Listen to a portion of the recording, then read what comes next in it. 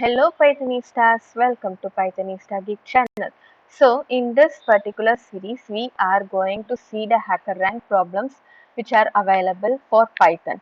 We are going to solve together for each and every problem which is available in HackerRank so that you all will know what is the solution of these HackerRank challenges and with explanations. So yeah, let us start. So in this particular thing, they are expecting us to print hello world, so it is very simple and you all know how to print hello world, I guess. So we can just write hello and then a comma and then.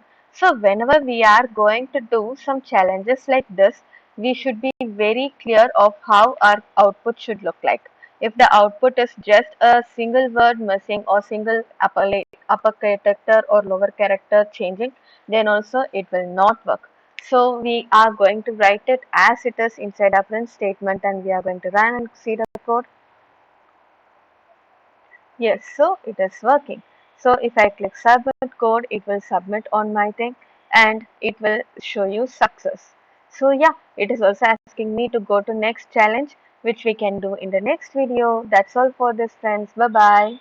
You can see this set of HackerRank videos in a different playlist called as HackerRank videos itself, and also you can see them in Code with Me. Bye bye.